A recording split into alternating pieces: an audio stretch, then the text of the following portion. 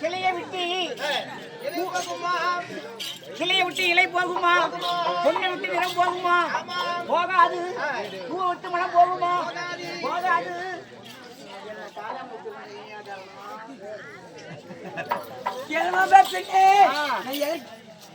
பின்னே நான் எதற்காக தெரியுமா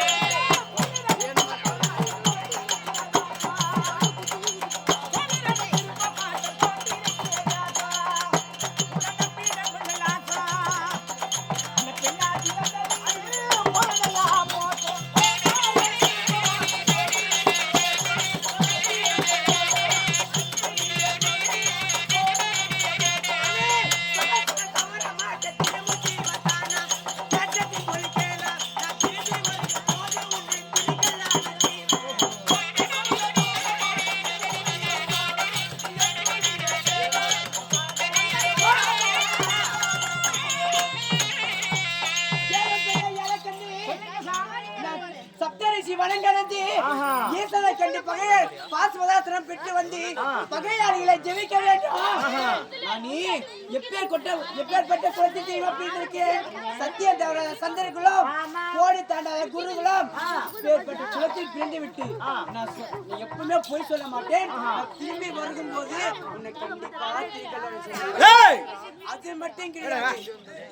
திரும்பி வரும்போது கல்யாணம் பண்ணி சொல்றீங்க. போய் பாசி வரும்போது எத்தனை யுகம் ஆகுமோ, எத்தனை ஆண்டு ஆகுமோ, எத்தனை மாதம் ஆகுமோ தெரியாது. 16 வயது மங்கை ஆகிருக்கும் போது எப்படி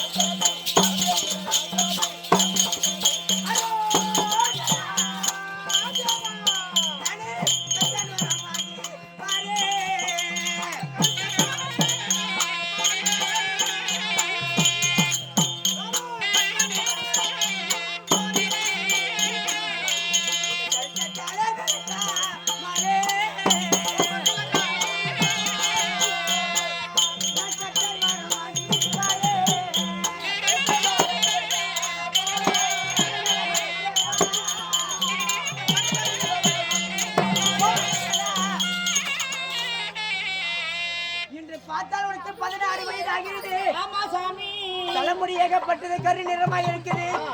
போய் வருவதற்கு எத்தனை யுகமாகுமோ எத்தனை ஆண்டாகுமோ தெரியாது. உன்னுடைய கருத்தலத்தலை பார்த்தால் என்றென்றைக்கும் இப்படியே கரு நிறமாக இருப்பதற்கு நான் அந்த கத்தனை வர வாங்கி வரேன்.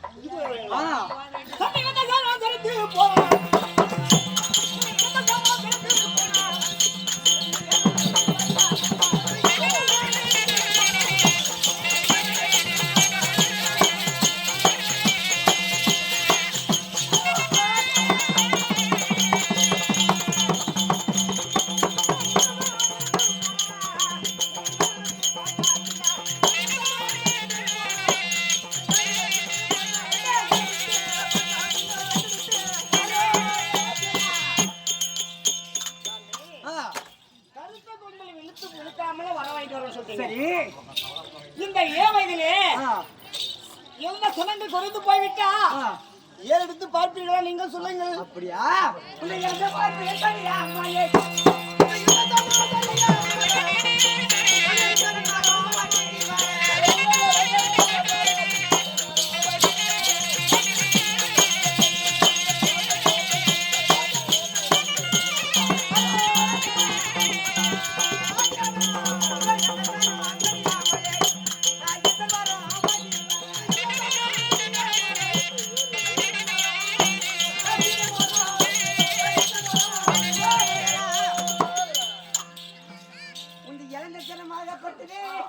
சடியாமல் இப்படியே இருக்க நான் ஈசன் வரம் வாங்கி வரேன். இப்படி இருக்கிற மாதிரியா? அப்படியே இருக்கிற மாதிரினா லப்பர் பாயிண்ட் தான் வாங்கி. சரிங்க, அதுக்கு நம்பி. சரி, கடைசி ஒரு வார்த்தைங்க. என்னது? இந்த வாய்ப்பழமோ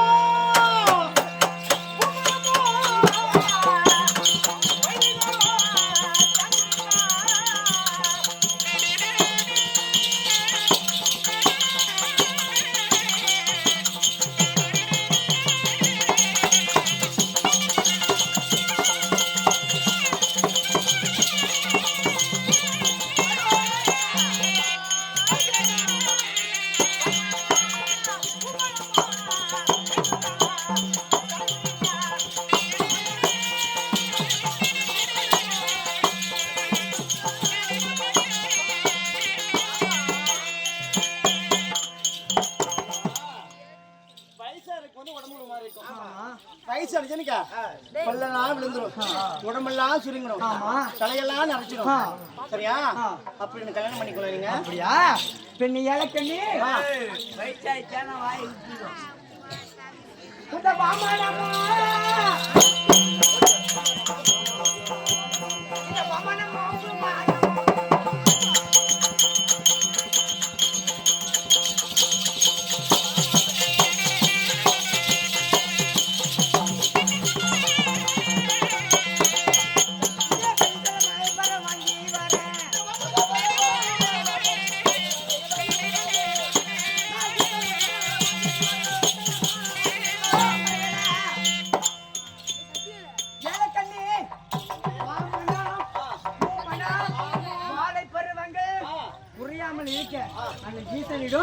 நான் வரம் வாங்கி வரேன்.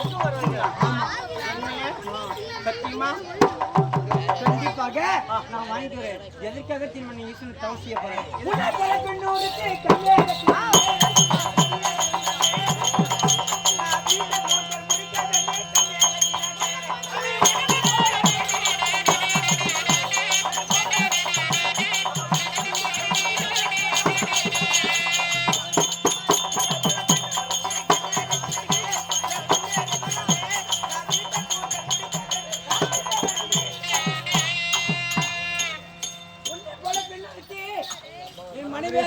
பாஞ்சாலி அவங்க விரித்த குஞ்சிலே முடிக்க வேணும்.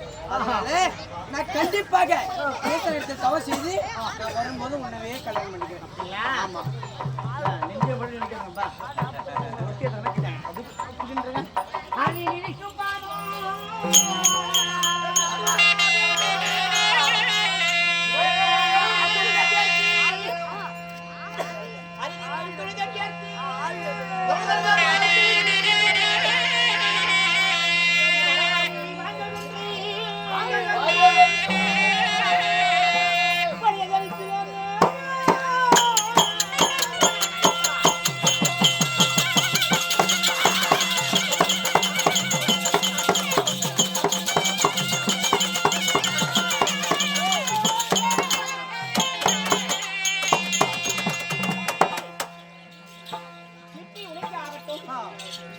சென்று சிவனிடத்திலே பாசங்களை பெற்று வரும்போது உனக்கா காத்திருப்பேன். நேரம் வரணும், கல்யாணம் பண்ணிக்கணும், 2 பேருக்கும் ஆண் குழந்தை பிறக்கணும். அப்படியா? அது ஆண்கள் போய் என்ன பண்ணுறது கேட்காத. அப்படியே சென்று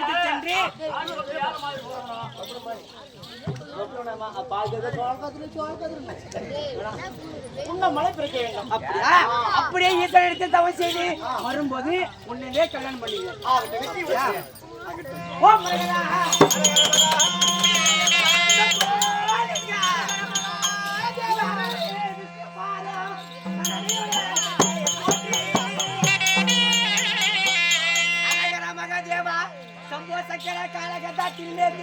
நான் அருணகிரி விஷ்ணு பாதம்